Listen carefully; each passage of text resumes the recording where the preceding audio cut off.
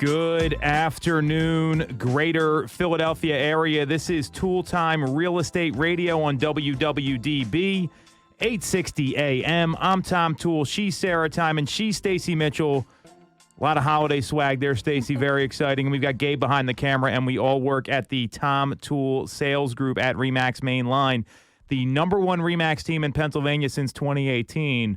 And we're streaming live every single week. Facebook, YouTube, Instagram. Just look up Tom Toole Sales Group. Subscribe, follow, stay in touch with the show. So, the big news last week, the Fed raised rates 50 basis points. Ladies, what's your initial reaction? That's what we predicted. We're geniuses. Yep. Okay, so Sarah's a genius. We got that figured out. Yep. You heard it from me. We kind of figured that was going to happen because they're still trying to get inflation under control, and they're still trying to, increase the unemployment rate to stave off inflation. So we kind of figured that they would raise the rates. I was hopeful that it would kind of be baked into the mortgage interest rates, not going up much higher. It seems like they are kind of stabilized in the sixes, in the low sixes, mid to low sixes, which is good news. So I'm just hoping that that's where they'll continue to be into early 2023, so that we can, stay on pace for a great first quarter. So, a lot of people, I think this was pretty expected. I think that to your point, this was something folks had talked about for a while. So the positive I see here is the Fed isn't changing course. We saw some really positive CPI data. That's the Consumer Price Index. What that means, because a lot of people don't know what all this jargon and acronyms actually affect them, it's the cost of goods you purchase, right? So like a cup of coffee, a half and half iced tea lemonade from Wawa, right? So, I mean, like food, like clothing, that the Consumer Price Index came in lower than expected in terms of the increase year over year. So that tells me inflation's cooling. The problem with that stat, it's delayed. It's not real time. It's always lagged by a month, so you're kind of playing catch up as you go. And the Fed did what everyone expected them to do. They haven't changed their rhetoric. So the positive I see here is the markets actually responded favorably to these rate increases. Before, in the summer, we saw a rate increase happen, and then rates jumped up. The mortgage rates were into the 7% range at one point. Now they're down into the 6.5 to 6 3/8 range as of today. That's the quotes I was hearing from Mortgage America, the lender that we work pretty closely with. So I like that the Fed's not like pivoting or overreacting. And they did say in their comments afterwards, Chairman Powell, hey, like this is good news. So it's starting to soften. We got a ways to go. It doesn't sound like they're going to pull back from this rate hike policy quite yet. It looks like the next meeting is going to kind of have some sort of rate hike increase. And what a lot of people are wondering right now, I was talking to a few people in the industry today, is did they wait too long to raise rates? And are they playing catch up now, or are they going to actually pause and see how things react? What do you think is going to happen here with the Fed? Because if they continue to raise rates, I don't see interest rates staying where they are. But if the CPI data continues to decline, which I'm optimistic it will based on those Black Friday reports, I think that's really... and from what I'm hearing everyone talk to, and this is like straw polls, that people are really watching what they spend now, more so this time of year than I've heard in a while. So what do you think is going to happen here? Is the Fed going to continue this policy? What's the predictions? Because obviously this affects housing. Yeah, I think what's interesting here too with these rate hikes, like while that does translate over to mortgage rates, but with the holidays and everything, that's going to affect your credit card interest rates. And Great point.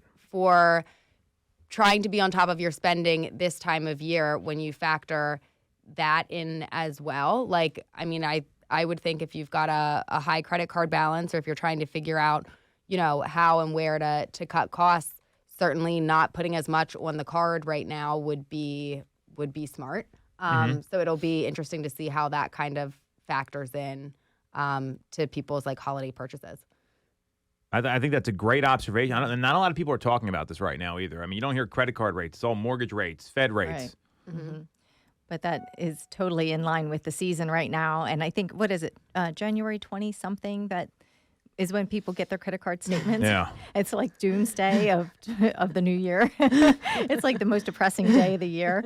I think people will realize then what damage is done. And at that point, we might see some consumer adjustments going on. Right. Because people are going to probably pull back and try to pay down those cards so they don't have such, penalty with those interest rates. Yeah. I know personally, I got a lot of literature in the mail about the interest rates increasing from my credit cards. Have you guys noticed that stuff coming in? Yeah. They're sending out notices. Oh, your new interest rate's going to be ABC XYZ. So, so that is definitely going to be something And where to I watch. feel like that really hits you too is, the interest rates and everything are already baked into your mortgage payment. It's the same, every month. But when for your credit card, when those things fluctuate, like you may think like, I only put this much on it. And then it's like, oh my God. Yeah, if you carry a large balance that you can't pay off all at one time, you're going to see that. Yeah.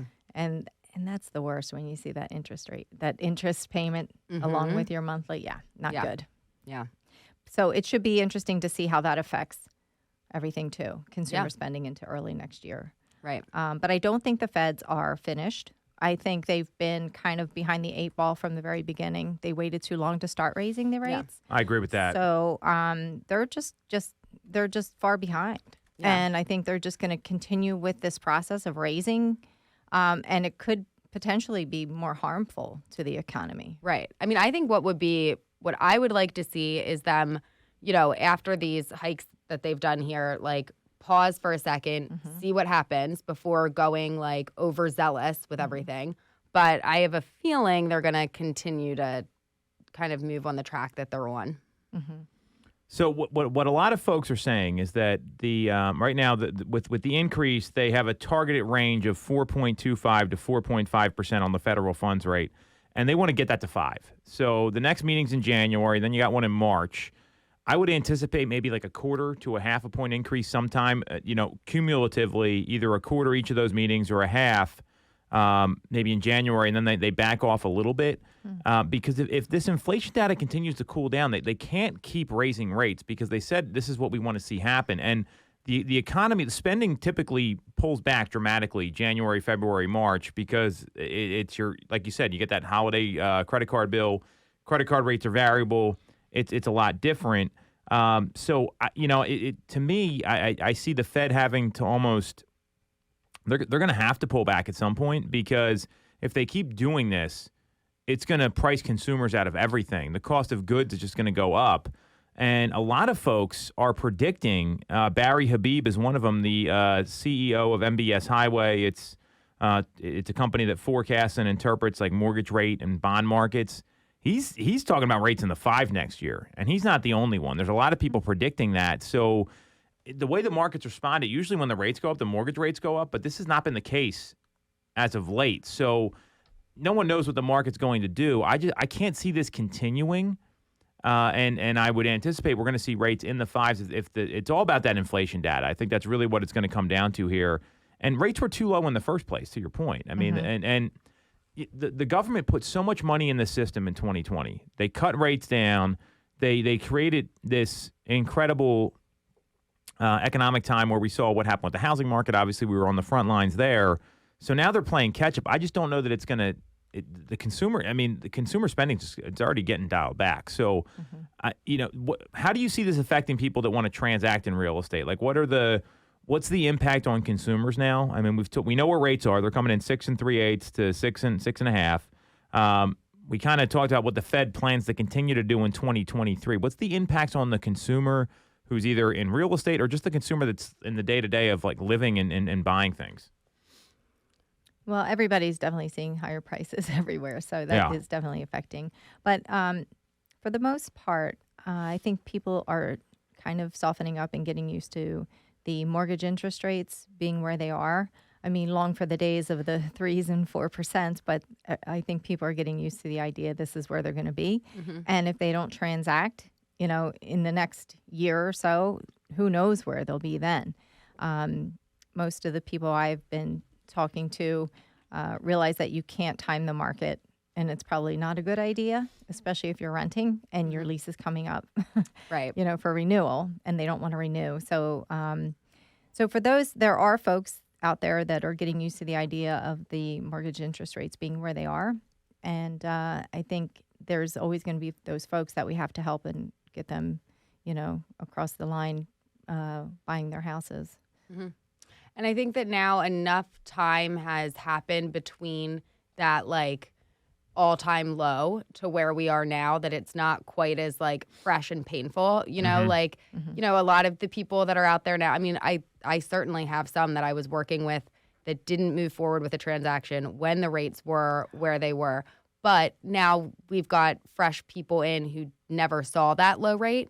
So it's not quite as much of a shock. I think that knowing that, we're going to see some fluctuations here, but I don't see us having like a major skyrocket or a major drop. Makes you feel a little bit more like this is where they're at, like give or take a little bit, like this is around where we're at. And that there is still opportunity here to get out ahead of the spring market. Because if you want to wait, if you want to wait until the spring market to get out there, there's other people that are doing the same thing. So there's still opportunity here at the beginning of the year to maybe have a little bit less competition, feel comfortable with where the rates are at, and get your house. I'm hearing less and less of the housing market's going to crash. So that's because good it's news. not. Yeah, because it's not. So I'm glad that we're not hearing as much of that, but we are hearing recession. The recession. Which they keep saying the recession is going to happen next year, but I thought we were already in one. So it's like a little contradictory there. Well, and you bring up a good point because most economists are forecasting a mild recession next year, according to the ones that were surveyed in this economic indicator survey from Wolters Kluwer Blue Chip, which is one of these firms that predicts stuff. And a lot of economists aren't convinced the Fed are going to need to raise rates as much as they're projecting because they think a slowing economy and progress on inflation is going to allow the Fed to stop short of that forecast. And this comes from Nancy Van Den Hooten of the Oxford Economics Department. So obviously they seem to know what they're talking about there. And on last week, the Fed said it expects the economy to grow by 0.5% this year, more than estimated, and at the same pace in 2023. And they're also projecting unemployment's going to go up to 4.6% by the end of next year, which it's crazy to me they're targeting higher unemployment. Yeah. And the Fed is targeting higher unemployment. So all these metrics that are out there, I see more confidence in the economy than we've seen the past 2, 3, 4 months. I mean, that's just my feel being on the front lines like you two when we're helping people in these massive financial transactions. So all that in mind, and you mentioned the recession, and I want to just refresh people's memory what a recession is defined as, because to me, everyone forgets we had a recession in 2020. It was forced on us in some ways, but it's a period of temporary economic decline during which trade and industrial activity are reduced, generally identified by a fall in GDP in 2 successive quarters. So it could be mild. I mean, it looks like we're kind of just like a flat economy right now. That's really what I'm seeing more than anything else. And it might be a slight decrease, but we're coming off this incredible run that we had last year when rates were low, spending was up, money was cheap. This was going to happen. So I don't see anything unexpected here. And once the Fed starts cooling down their rate policy, I see everyone kind of jumping back into the economy and maybe being less afraid of what's going to happen. There's a lot of fear out there right now. Yeah. And I mean, I think that also something to keep in mind is while looking at all of these predictions and everything is great. And it's good to know, like, what are the people that are in charge and that can make these predictions? Like, what are they thinking is going to happen? Like, this is all stuff that, like, you want to hear and you want to know.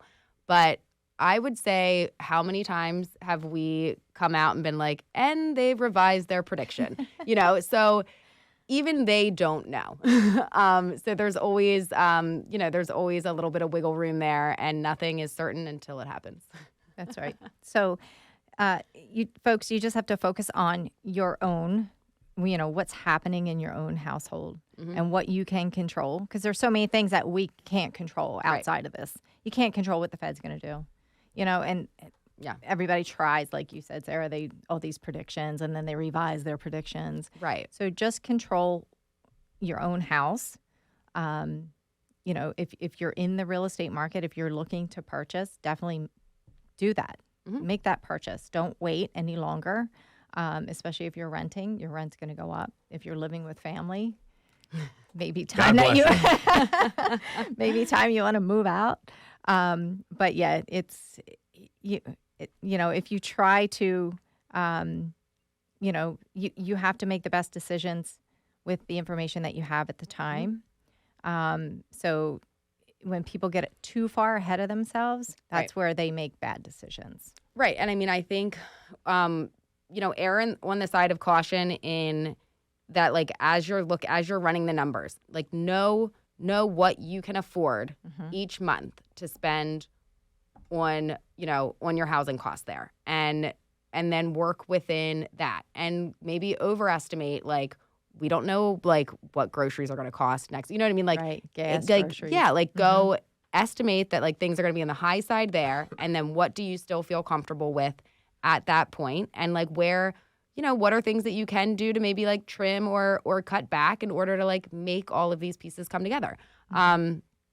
Because sometimes you do have to, maybe you don't get to take that, like, great vacation this year because you just bought the house, or maybe, like, there are going to be costs that come up, and you may have to, like, trim the fat in some other areas and some of the other, like, fun things, but it can be worth it in order to secure the home and get in. But just figure out what your budget is.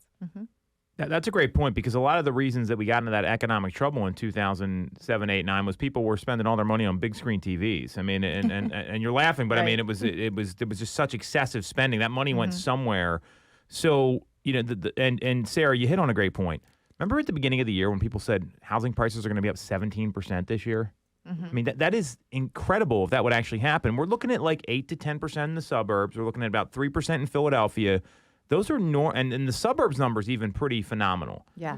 The Philadelphia is more of a normal appreciation, and a normal market is not bad. A normal market's what most people are used to. It's just coming out of these past 2 years, when you're going down the road 180 and you slow down to 90, it feels a lot slower. So I think that's a really great point. So I anticipate the Fed's going to chill out a little bit here. I think that the CPI data is going to be huge next month, and that's going to really set the tone.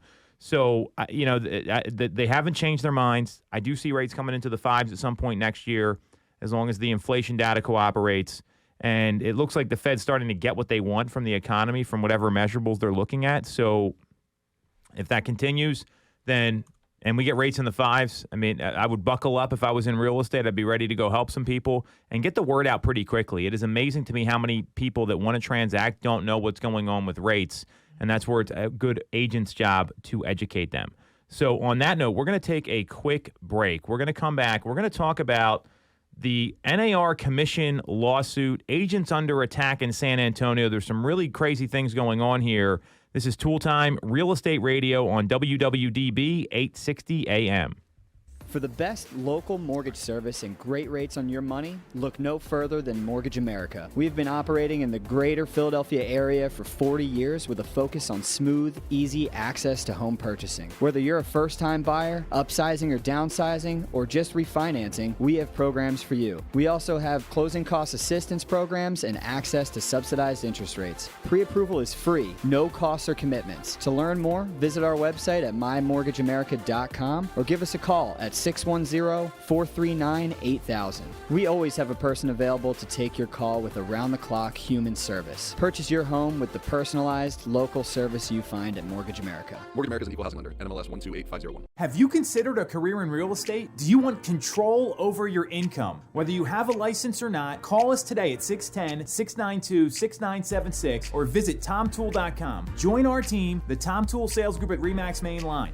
When you're getting a mortgage, you shouldn't have to sacrifice great service just to get a great rate. At Mortgage America, we've been lending with this philosophy for over 35 years. We have access to great low rates without the complications and delays of big or online banks. We're a local Pennsylvania lender with loan officers that you can actually meet. As PHFA's #1 lender, we specialize in all residential mortgage programs, including first-time buyer programs and low down payment options. For your free pre-approval, call us at 610-439-8000 or apply online at mymortgageamerica.com. Mortgage America's equal housing lender, NMLS 128501. I'm Tom Toole of the Tom Toole Sales Group at RE/MAX Main Line. If you're thinking of becoming a real estate agent in the greater Philly area, I have a special offer for you.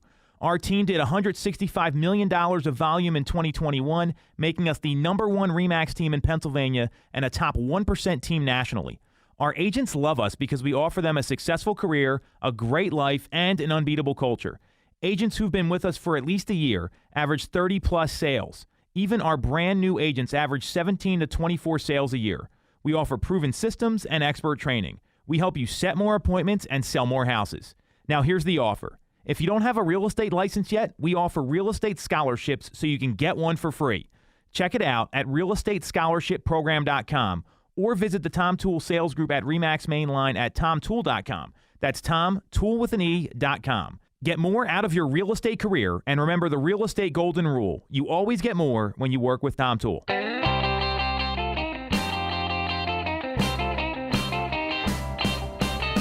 This is Tom Toole with RE/MAX Main Line and the Tom Toole Sales Group, wishing everyone a happy Festivus, Who's Festivus? a great holiday season, and a prosperous 2022. We'll catch you on the flip side.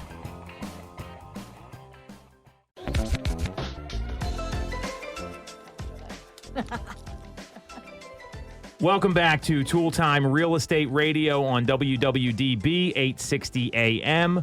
I'm Tom Toole. She's Stacey Mitchell. She's Sarah Tymon. We've got Gabe behind the camera, and we all work at the Tom Toole Sales Group at RE/MAX Main Line, the #1 RE/MAX team in Pennsylvania since 2018. And we are streaming the show live every single week on Facebook, YouTube, and Instagram. Just look up Tom Toole Sales Group. Make sure to subscribe or follow, and we'll keep bringing you great stories like this one, although I don't like this story that much. The commission lawsuit.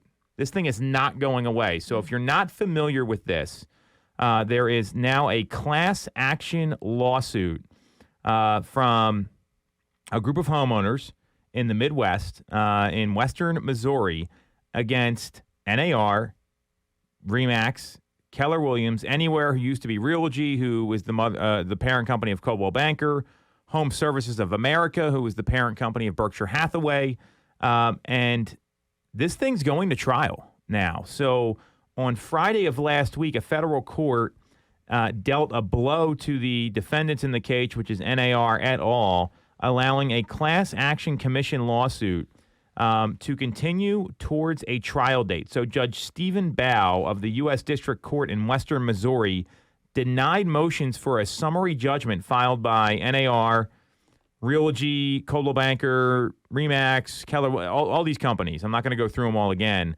Had the motion been granted, there would be no trial. So obviously NAR came out and said, hey, we're disappointed with the decision to deny the judgment, and they are confident they're going to prevail in the lawsuit.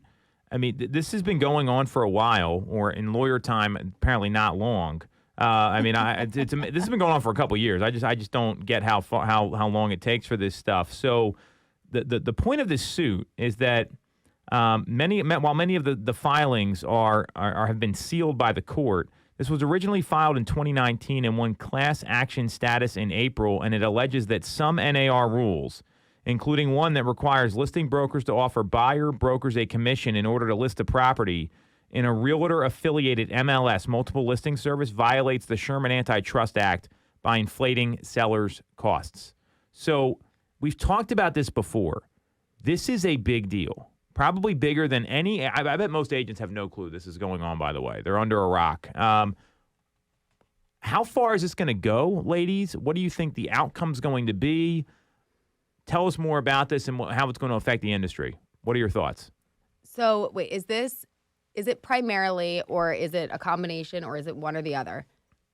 People who listed and sold their homes that are bringing the suit, where the buyer No, for the buyer. it's sellers. It's sellers, sellers. And they've now had other sellers join into the suit because they felt they paid more because they paid the fee for the buyer broker, which I don't. But they I think there's a sign problem that. with. It's not like they Well, find that out after the fact, like that's Right. discussed prior to, and they sign off on that. I hear you. And how many times have you had a client say, I don't remember signing this, Yeah. or I didn't read what I signed, which is part of the problem here. There is some culpability on the seller side. I don't know what Missouri contracts look like. Yeah. I know what Pennsylvania contracts look It like. would be a good idea to probably see a Missouri contract, but they represent the class action. They have over 500,000 Missourians that signed on to this for the class Well, and then action. I'm sure there was also they probably put something out like, did you sell your home Right. during this time to this Exactly. time? Did you know that you could Yeah. be Yes. The you know what I lawyer mean? commercials. Right. So, and who's really going to be the one walking away with the money? The lawyers. Absolutely, 100%. That very true. I mean, I think like I don't know if you guys ever watched Better Call Saul or it's the guy from Breaking Bad on AMC, and he literally ran commercials like this about like abuse in like nursing homes, and that's how and they're aggressive commercials. Yeah. Or there's one. Did you like work for this company running recently? I don't even remember what it is. That's a great point, Sarah. I mean, I think they are probably running some aggressive marketing around this for sure. But back to Sarah's point, like everybody signs a listing contract, and within that listing contract, Does that not like give It up your states rights? everything. Because like then there's also and maybe this is what this course is, but like I know for like Pennsylvania, when you sign off on that contract, like in there is a page like if you are, if you want to dispute something or if you are not happy with the service that you were provided or the way that if you felt that your realtor did something like dishonest or whatever, like there is a different channel that you go through. It's not let me take you straight to regular court, which I'm guessing they went through other channels before it got to this point. But like there's like you go to like mediation, right? Like it's not like and now well, I in sue you. Pennsylvania also we have that consumer notice that everybody has to sign. Mhm. Right, Do right. they have that in Missouri? Right. If you feel like you've been defrauded, you Mhm. can file a complaint Mhm. in Pennsylvania. So here's the plaintiff's argument to answer your questions. They have standing to sue because buyer broker commissions are negotiated between seller and seller's brokers and set out in the listing agreement, and therefore they are direct purchasers of buyer broker services. So they're arguing we're paying the buyer broker directly. We actually are the ones representing them, and that's why they've disagreed with this because the disputes of the material facts in the case. NAR argued that home seller plaintiffs did not directly purchase buyer broker services because the buyer broker's commission comes from the seller's broker commission and is not paid directly to the seller. So, I mean, there's a little bit of semantics involved yeah. here. Yeah. I'm not going to sit here and say the seller doesn't pay those fees. They offer the fees out if there's representation. The bigger issue I see here, buyers probably can't afford to pay their agents unless it's rolled into the transaction. I agree. Well, and 100% on that one. Right. I mean, and what we know is that you get 17% more on average. It went down to 13. It went down to but 13. still more. Yes, I agree So with you're that. getting more by putting it on the MLS. Mm-hmm. So if you kind of just like cut through all the jargon, Mm-hmm. like, yes, like at the end of the day, you, the seller, however you want to like word it or say whatever, like, yes, you, the seller, are paying that commission. You know what I mean? Like that's something that you are now not netting, right? But you're most likely getting more for the property by having gone through this channel. Mm-hmm. Right. And And you I don't mean- have to accept, if you don't like the offer, like no one is saying just because you listed your home that you have to take an offer. So if you got an offer that wasn't going to have you walk away with as much as you needed to, and when you factor all those numbers in, then you don't have to take the offer. And they don't have to sign up with a listing agent. Right. You can sell your house on your own. You can do that. But you'll probably want to hire somebody to help you through the process because it is a complicated process. So are you going to pay for representation by way of a listing agent or are you going to pay for representation by way of attorney or some other way? But for the most part, I Right. don't know many people, honestly, and ask yourselves too, that could navigate themselves through a real estate transaction. Right. There's a lot of paperwork, a lot of things that you just wouldn't know until you know them, and usually that's a little bit too late when you find out. Yeah. So, one way or another, you have to pay some fees. So I'm in agreement with everything you're saying here. Like I've been, this is not a logic question. This is what's going to go on in this lawsuit. So here's some of the counterpoints being brought up by the plaintiffs to what you're saying. So this is going beautifully here because you're talking practicality in real life. So a couple things here. The first is that according to the Judge Bow, plaintiffs has produced evidence creating a genuine dispute of material fact that defendants implemented or enforced a section of the Code of Ethics with the purpose and effect of inflating or stabilizing broker commissions. So they're saying that this is done intentionally, and that this stifles competition among brokers by artificially inflating commission rates. Commissions have gone down for the past 10, 15 years. They used to be a bit higher. I don't have the exact numbers. They're trending downward. Additionally, these plaintiffs have produced evidence that the NAR adopted this section. They call it 2G1, which that is, and let me just explain what it's. It's the NAR MLS policy, and let me pull it up here. So we'll get back to this. This is going to take a while. I'm not going to go. It's basically if it's in the MLS, you got to offer out compensation is the short of it, right? And then he goes on to say this stifles competition among brokers by artificially inflating commission rates, and that they've produced evidence indicating that the defendant's position is that it's always in the client's best interest to market a property on a MLS subject to this particular clause. I don't agree with that because we see companies sell their homes off MLS. I mean, you have the ability to do that with the clear cooperation policy. I mean, there's companies out there that market, we're the only ones that do this, and we're going to market it to our network. So I can't agree with that when there's marketing around large brokerages that do this. And it's not always in the best interest. I mean, have you ever sold a property off market before? I know you have, right? I have. I mean, like these things come up, so I can't agree with that. Then they go on to say there's uniform training to listing brokers to obtain 6% commission rates, to split those commissions equally with buyer brokers, and to never lower commissions. Also incorrect. There is a firm around here I know will go far below what many people would even be okay with. And it's a large company. I'm not going to say who it is. We can't talk about commission rates. They will, I would argue it's like a third reduction of a normal rate, if you were to call it normal. And on top of that, I don't see even splits on commissions on the settlement sheets for the properties that we sell. I mean, they're all over the place. So this stuff is just not accurate. I don't know where they're getting this from. I'd love to see them pull like Altas and settlement sheets or whatever they use in Missouri, because they're not, and it's just wrong. I mean, am I off base here or? No, I think, what is this uniform training? Yeah, I never had this uniform training. Right. I think we usually say we're pro deal. Let's make it work for everybody. Is kind of how, I mean, these are words out of my mouth. Yes, If we go back to the seller, and if they want a different type of compensation, we try to negotiate that and work with that. And like Tom says, get the deal. Right. So what's also interesting about this is okay. So you go in, you discuss the commission with your client, right? And in many cases, the listing side, and this isn't like this is, you see this across the board for like on the MLS and wherever, that the listing side will often take a higher cut than what they're offering the buyer's agent, because there are a lot of costs that go into properly marketing, yada, yada, yada.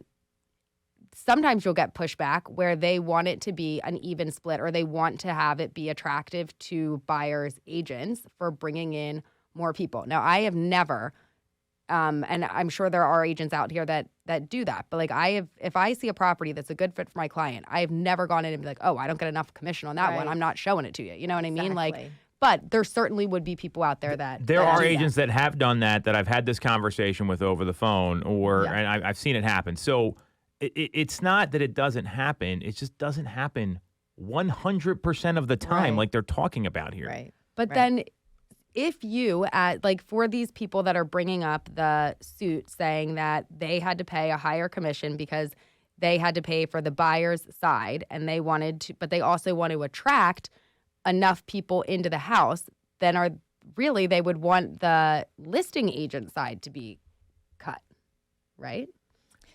I would like to know. Okay, so these people all transacted, basically, right? They got to the finish line, right? They settled. If they were selling, they unloaded the home. They got their proceeds.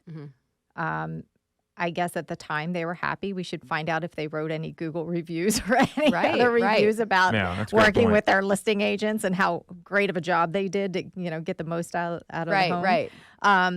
So, but all of a sudden now they're unhappy because they had to, something that they agreed to, because you have to sign a listing contract, something they signed up for.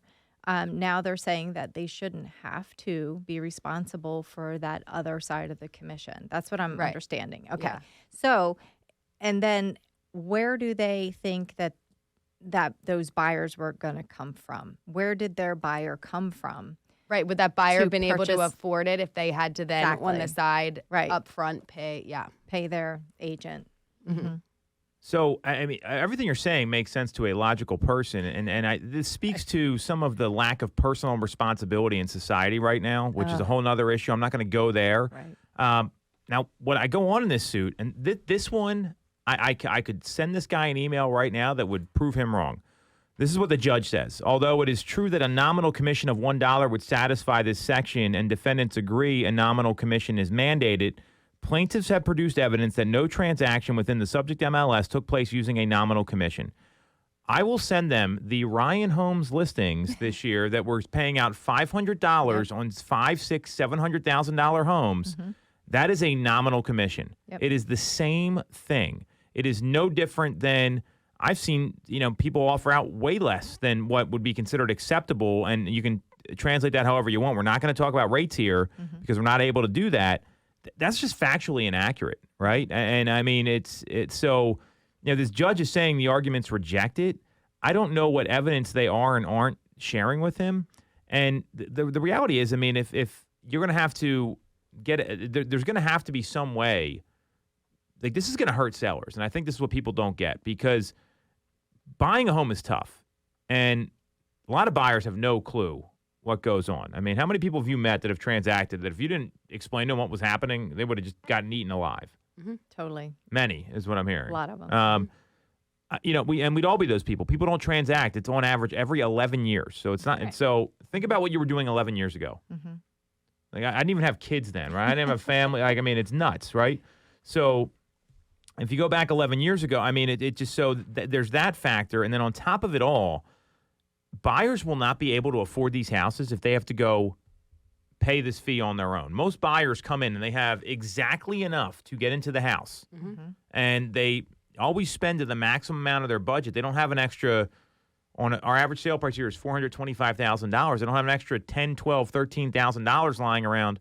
Let me pay my agent on top of it, and I have to do it with cash because I can't get a seller's assist and I can't roll it into the purchase. Yep. So this is, to me, a great example of an attorney cutting someone's nose off to spite their face. And it's going to hurt. Buyers are already under the gun as it is. We don't need any more problems for buyers right now. Right. I mean, it's going to really, if this would be successful and buyers would have to pay for their own representation, so many people would never be able to transact. I mean, for the most part, there's so many buyers that can't even come up with 20%. They have their 3% down payment or their 3.5%. And then they're scrambling for closing costs, which in Pennsylvania can be, quite expensive. So then you add on top of that, you're paying for your representation. Right. And we already have people complaining that, it's not conducive to buyers the way that real estate is. There's so many people that can't buy, they're trapped.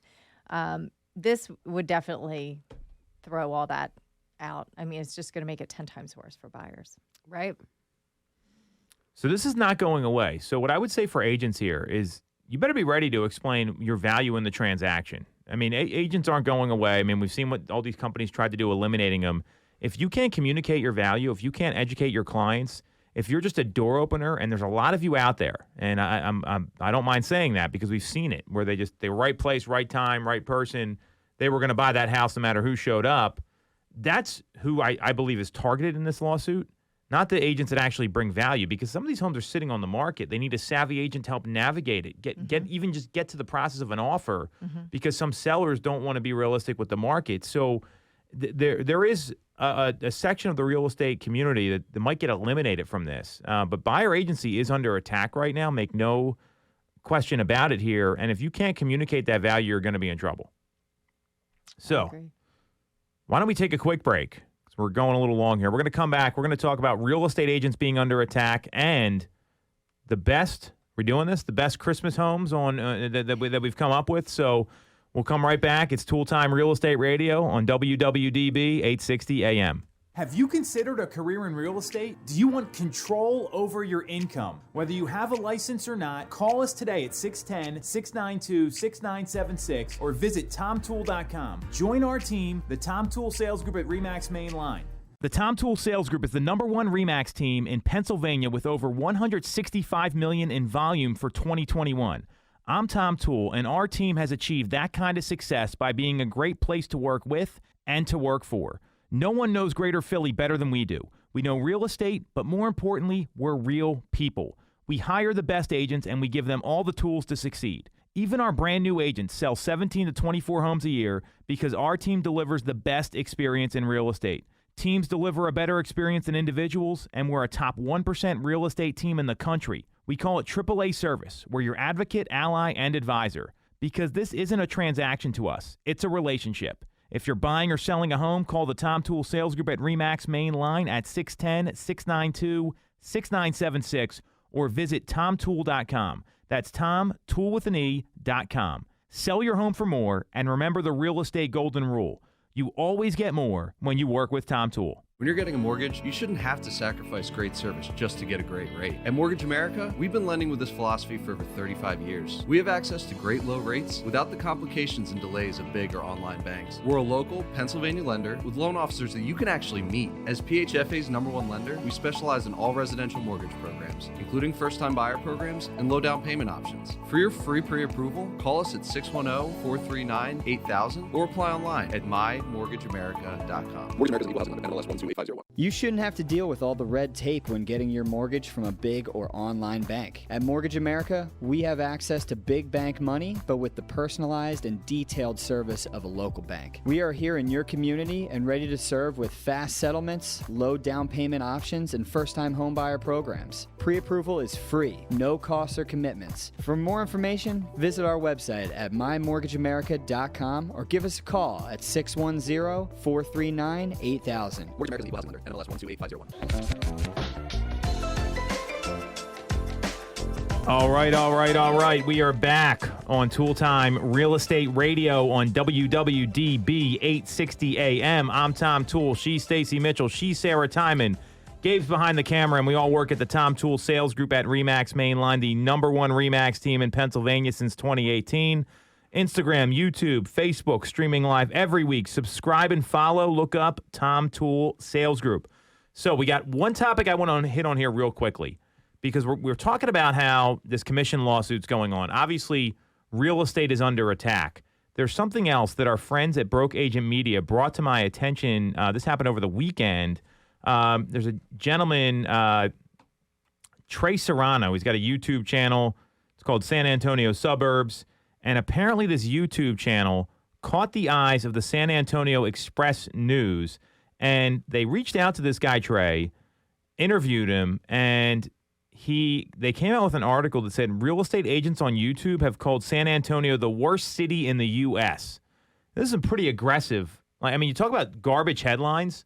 This could be the worst one of the year, because what Trey ended up doing is he put together a video explaining where people would want to move to in San Antonio, neighborhoods you'd want to stay away from, which to me is the video was called "Don't Live in These San Antonio Areas." And, it's a hooky title. That's what you're supposed to do.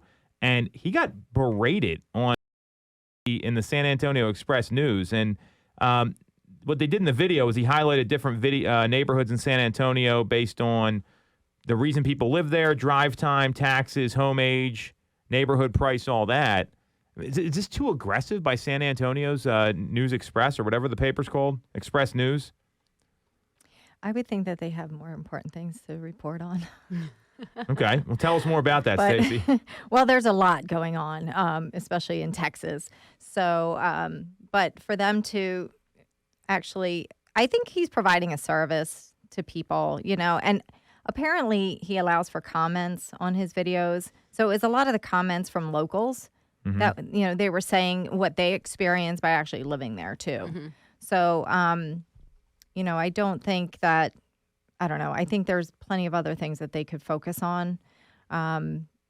You can, especially if people are commenting, the people that live there, if they're saying certain things, maybe you want to investigate why they're saying these things, why they're seeing these changes, what really is going on.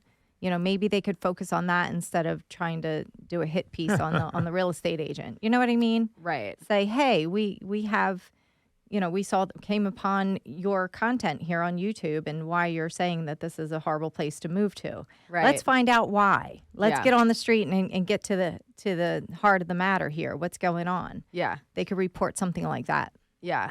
I mean, I guess for the agent that's putting out there, I mean, I guess if you are sticking to very specific points, like drive time to different things, or you'd have to be pretty careful that you're not violating Fair housing. fair housing, right? So, I mean, drive time is totally fine. Drive time's fine. Right. And I guess price and things like that, but it sounded Taxes, that's a good one. Yeah. But I guess I don't know. It seems Everything as listed though- here, I think, is okay. Yeah. Yeah. It's not like he said, these So are the these churches are- in the area or Right. something. So these are the items that he said, and then locals commented other things, and that's what's under attack. What was under attack was there was an email they sent, and what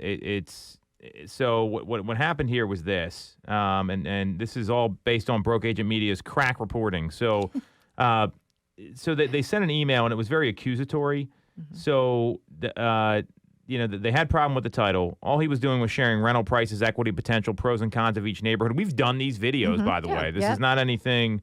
Yeah. That, I mean, I feel like that's kind of useful. If every week he went to a different area and touched on get to know this neighborhood. Right. And these are the pros, these great restaurants, this, that, and the other. And then the cons are 5 o'clock traffic or whatever. Right. I don't think there's anything wrong with that. Right. I don't either. So we got an email from the San Antonio Express News, and it was more accusatory than encouraging, according to Broke Agent Media. And the reporter wanted to know why Trey Serrano was airing out San Antonio's dirty laundry and couldn't fathom why a real estate agent would share the cons of a city where they live and work. It was short, it was snippy, and what ended up happening was it was just it was this article. And I mean, this got picked up by The Real Deal, and which is obviously a big real estate blog, and it just I don't understand the point of it. I think they just didn't like it and didn't like the title. It's very short-sighted by newspapers. This is why newspapers are going out of business. Yes. Because I'm looking at the piece Broke Agent put together. Obviously, they've got writers there. It's basically a digital newspaper. They didn't do any fact-finding. This is how to YouTube functions as a search engine, right? It's owned by Google. So I mean, you think this isn't something people are Googling, where not to move to in Philadelphia? I could see that happening all the time. So, this is a great reason why newspapers are dying. So, sorry to hear this happen to you, Trey. I think you're getting more press out of it now than you have been. So, Good for him. congrats. Yep. There's going to be more of this, though. Real estate's a big target right now. Look, the Fed's targeting them. We've got this class action lawsuit. The San Antonio going out of business Express News. I mean, they're targeting. This is going to happen more and more. Because real estate's the last industry to really get disrupted, and I'm clear we're going to see a lot more of this. So, on that note, it's the holiday season, right? Christmas is what? I don't know, 5 days away. Yeah.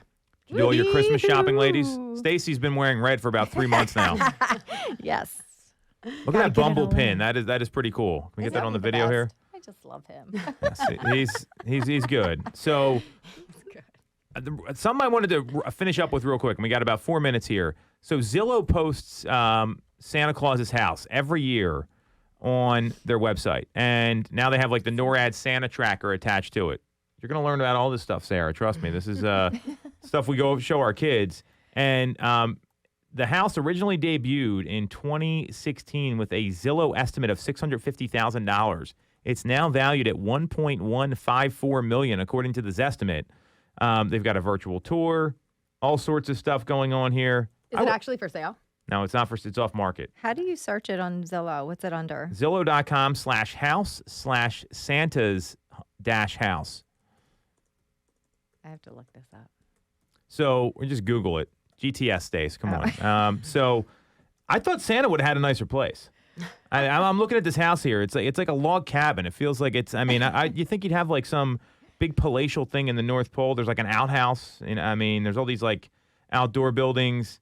I don't know. I thought he would have had a nicer house, especially if he's living there all this time. So apparently, it's built in the 1800s, which might be part of the problem. So all of this spurred all the Christmas movies that are out there. And what's everyone's like favorite house they've seen in a Christmas movie? So I know, Sarah, you had one that came up right away. I just thought, and what did you like about it? And do you think that would translate into today's world?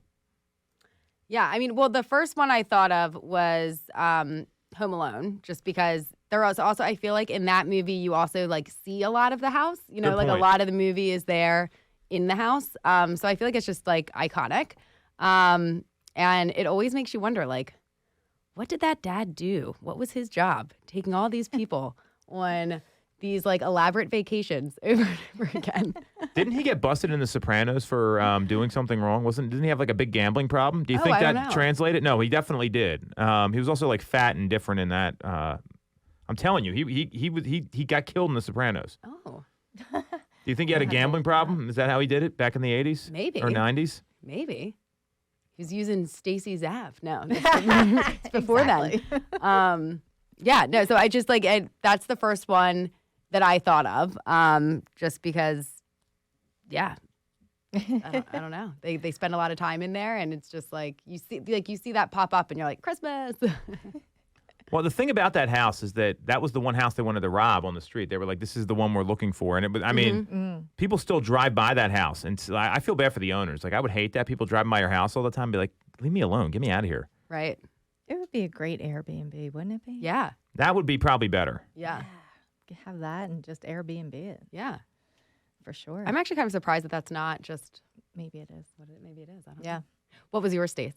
National Lampoon's Christmas Vacation. That house. Do you put raw sewage in the in the sewer drain out front of your house, Stacey? Is that what you're trying to tell us? No. But how it's so obnoxious. I mean, come on, it does translate into today's, right? Come on. We drive around neighborhoods looking for the most obnoxious, right? Yeah. That's what it's come down to. Imagine if that guy's your neighbor. Like, you buy the house and then like let's say it's like summertime when a lot of people settle.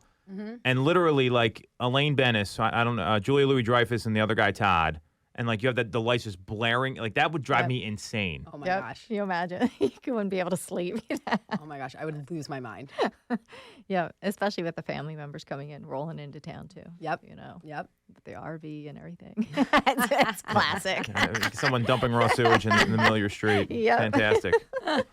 Best one I could think of was from Bad Santa, a Christmas classic, mainly because it's in Arizona and the house is new and nice and they're making sandwiches all the time. So that's one of my favorite movies. That's for another time. So that's this week's episode of Toole Time Real Estate Radio. You want to follow Sarah, you can follow her on Instagram. It's at Ty_Ty Time. That's with a Y. You can follow Stacey at 2Mitchko with the number 2. You can follow me at Tom Toole 3rd, at Tom Toole 3RD. And we're streaming live every week, Facebook, YouTube, Instagram. Make sure to subscribe and give us a follow for more great content like this. And we'll be back next week. Thanks for tuning in.